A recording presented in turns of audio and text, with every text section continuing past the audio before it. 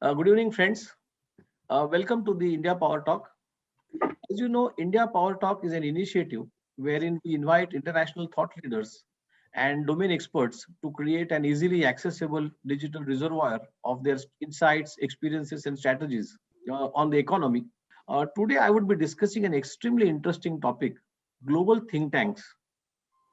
A think tank or a policy institute is a research institute that performs research and advocacy concerning topics such as social policy, political strategy, economics, military, technology, and culture, and so on and so forth. Today, globally, there are around 8,100 think tanks, and India having 510 being the second highest number of think tanks globally. Think tanks face many challenges, including funding, technology, and measuring their usefulness and success. And to talk on this rather unusual topic about global think tanks, I have today with me very senior and distinguished Mr. Prabhu Guptara. Mr. Guptara, may I welcome to the India Power Talk, and may I initially request you to kindly briefly let us know about your interesting and equally challenging work and experience with the largest bank in the world. First of all, I should make it clear that joining this big bank, biggest bank in the world, was not my idea. It was their idea. They invited me to join them because they knew of me. They had had some experience with me. And so they never advertised the post. They never asked anybody else inside the bank or outside. They just invited me to join and to start. First of all, my responsibilities were in the area of helping the bank to internationalize. They were international in their operations. They were not international in their structure or in their culture. I see. And so I was asked to come in and help them to internationalize their culture. That was the first thing. And then in 3 or 4 years, that basic job was done. And then they asked me to be responsible really for think tanks that I had started developing earlier. Before the first job was finished. I had just started running them because I realized there were gaps in the areas that the bank was covering. These big areas that were missing, I spotted and I said, look, we should be doing something about these areas. And that's how the think tanks originally started. They started as little meetings to think about this particular problem or challenge or opportunity. So what was the purpose of these think tanks? It was to not come up with books and reports and fat things that would sit on a shelf. So the reports of these think tanks always consisted of 1 page of A4 in which the first sentence or paragraph or clause, whatever you want to call it, first item, consisted only of what is the problem or the challenge or the opportunity. Next, is the bank doing anything about it? Has the bank done anything about it? If so, dung, dung, dung, dung, these are the things we have done or not done. Next, possible courses of action. We could ignore this, we could go into it full steam, we could start with a little toe in the water, whatever. Options. Recommended. Okay. Last line, recommended. This is what we recommend. The idea was that at least 1 or 2 practical issues should come out which could be implemented. And on average, one idea in every 2 years was implemented. So how did you organize this? I mean, what was your internal team structure, or were you getting the external help? Yeah, so the external help and internal help was organized according to the topic, because it's clear that if your topic is the legal environment for hedge funds, you need guys from hedge funds. Correct. I'm not the expert in hedge funds. Yes. And the chief executive is not the expert in hedge funds. There is a unit dealing with hedge funds. So they had to be, of course, involved. And they had to delegate somebody to be involved with us in it. Would it be correct to say that you were closely working or associated with the business development of the bank? Well, business development was one aspect that could have come in depending on the topic. So if you looked at the entry strategy for India, then of course the business development team had to be involved. If you're looking at how should we reorganize our operations in China, of course, then the Chinese department, the department looking after China had to be involved. If we're looking at lasers and how they are being transformed, and is there a business opportunity for us here, there is nobody in the bank looking after lasers, right? It's not our business. So we had to construct a team so that Understood. somebody in the bank was interested, and then we constructed the team mainly from outside. On the other hand, with real estate, when we looked at the globalization of real estate, the bank has real estate in important centers in the most expensive parts of the most expensive cities in the world. And each of them is within the legal context of that country, right? But there is one man or a small team sitting in Zurich, which is somehow coordinating and trying to keep on top of everything in all the real estate areas. So when you look at the globalization of real estate, you're looking at what is happening in the trends globally in real estate. How are they going to impact the bank? And what should the bank be doing in terms of responding to these global trends? And the idea, for example, was we could sell some of these properties and take them back from the seller. Part of the condition of the sale is we will take them back from the seller on rent. Got it. That way you release the capital involved. That party will redevelop the site according to what they want, and we will rent the area we are interested in. Gives us greater flexibility, reduces the cost of capital for us. But different locations had different solutions. And of course, you had to develop the kind of matrix on the basis of which these decisions had to be taken. So, and of course, then there is the additional question of, if globalization of real estate is taking place, which are the largest companies? Do we, as the world's largest bank, have the right relationships with these companies as they're expanding and globalizing? Because obviously they will have financial needs. Correct. Right? So there was the portfolio side, real estate portfolio side, and there is the banking side. Got it. So in each of these kinds of issues, whether it was a challenge we should be careful about, whether it was an opportunity, different expertise was involved. And the job was really to bring the different expertises together so that we could really think about this subject in the round, in the whole, so that we could come up with the best solutions for the bank.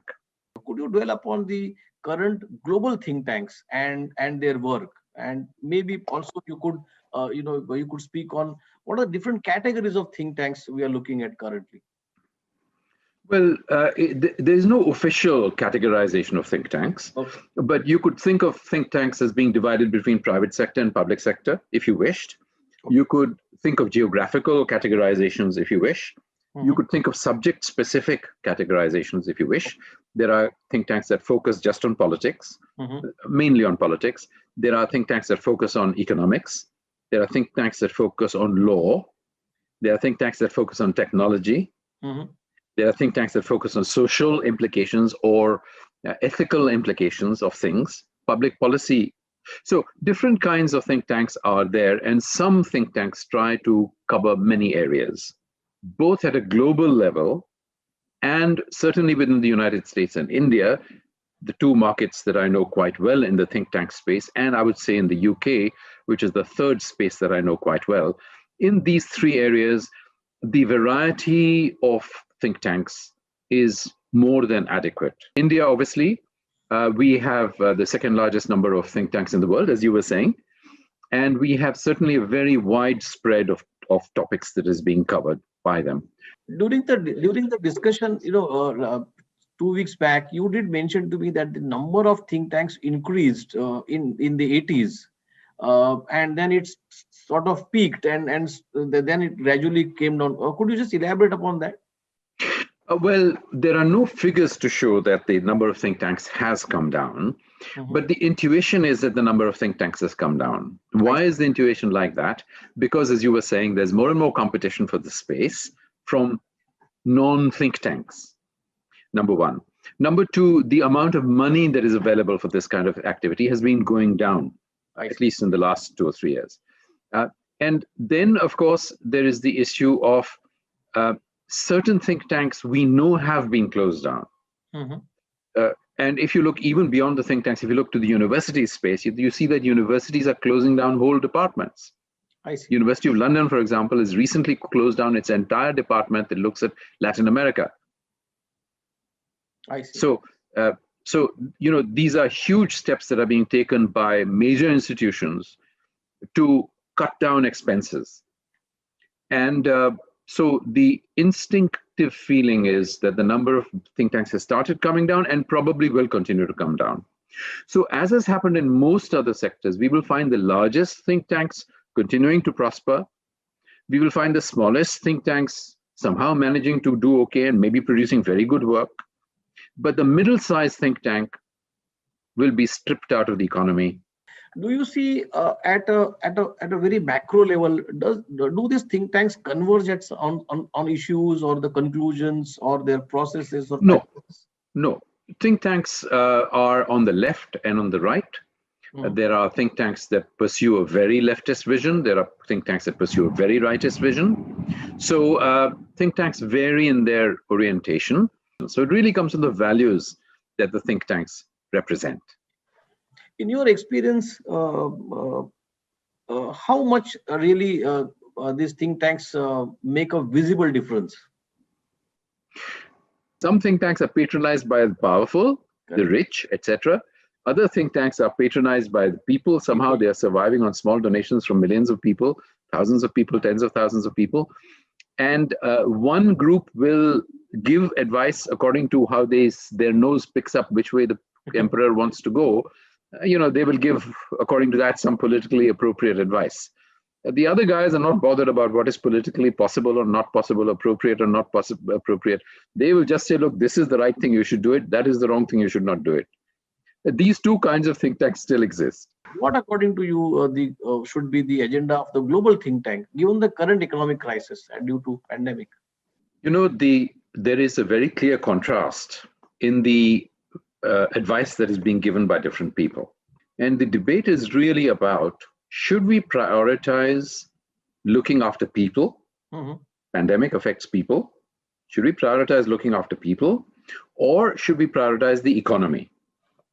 Now, of course, ultimately, there is no contradiction between them, because if there are no people left, obviously, there's no economy left. I think what we need to do is to bring all the experts together and run a normal kind of consultancy exercise, which is what we do in business. Mm-hmm. Because in business also, there are contradictory opinions. Yes, absolutely. One person wants to open a new market in China or in India or in Vietnam. Other person says, no, it's too expensive, politically risky, foreign exchange risk. We don't understand the culture, and all the arguments against, right? So what do we do in business? We bring all these people together. We listen to each other. We put out the arguments, and we ask people to respond to the arguments. You are against? Yes. Do you understand this argument for? Yes, I understand the argument for. What do you have to say about the argument for? And similarly, you go through a process of coming up with the best solution, which looks after both the points that are being made, because both are important. So we need global solutions, not only national solutions. Of course, we need national solutions. I'm not arguing against them. We need national solutions and we need global solutions. So we need to come up with a solution which not only prioritizes the economy and prioritizes people, but also looks after the environmental factors, yes, because of which this disease has risen. I was reading an article the other day on this, and a very senior author has rightly mentioned that this is the golden opportunity for the global thinkers and global governments and all countries to really reboot economy, environment, and education. All three are so basic, and we really need to bring it in line with thinking the world as one village and human being as the center point of the impact of the economy. So yes, what, according to you, should we really India have its own think tanks? We have our own think tanks, I'm sure. So what should be our priorities? First of all, I think we need to be conscious, and very often we are not conscious, that we have our own national think tank. It is called Niti Aayog, used to be called the Planning Commission. The oldest existing independent think tank was created in 1930. It's a little later, in 1930, and that was the Gokhale Institute of Politics and Economics, which is actually our oldest existing think tank. It has existed for 90 years, so it's quite old, quite ancient, quite well established, in Pune. Now, it started with great energy, produced very good work. A book every year. It was a tiny think tank, and it produced one book every year. But slowly, the research productivity has declined. Now it is a deemed university. It's not only a think tank, now it's a deemed university. Of course, it's a small university, but it's a university. You know how many books they produce every year? You know how many books they produced in the last 35 years? They produced 6 books in 35 years.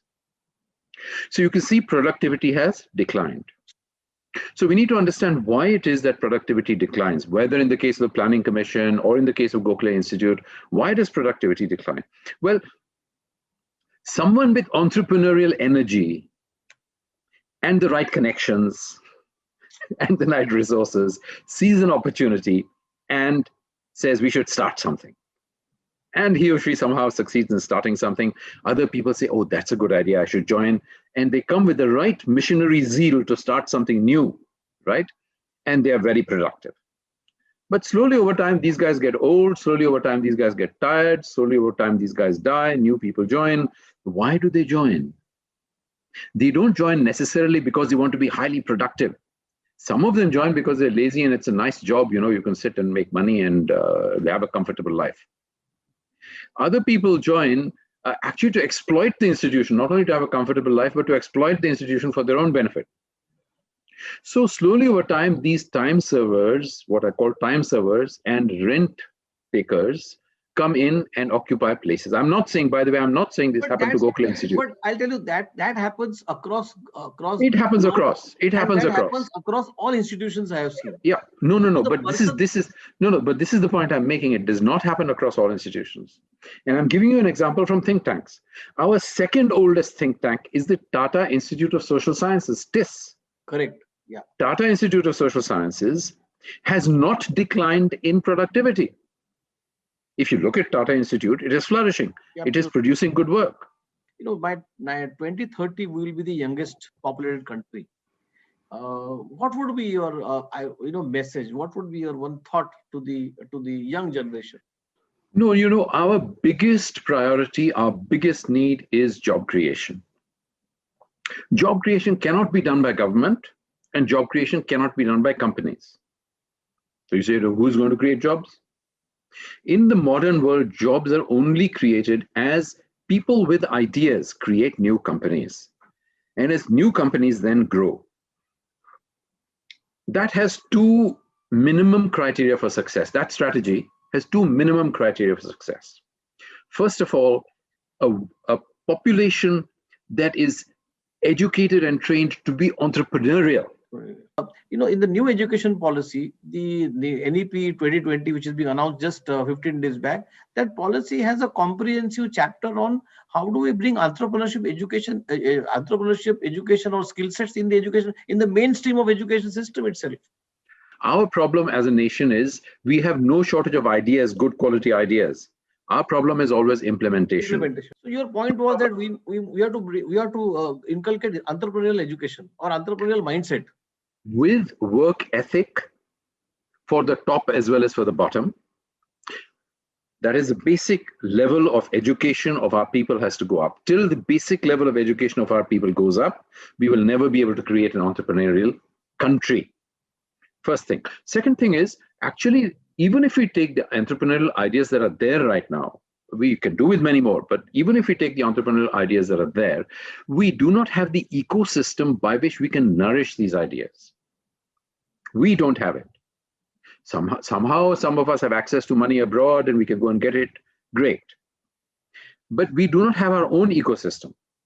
Yeah, there are 1 or 2 funds, I'm aware of them, but basically we don't have our own ecosystem for it. So in addition to creating the entrepreneurial and hardworking workforce, we also need to create the entrepreneurial ecosystem, which can find ideas, finance ideas, take companies that are small to the next stage, take companies that are medium-sized to the next stage. This we do not have. Great, Mr. Guptara. Thank you very much for your valuable time, insights, and experience. It was a pleasure talking to you.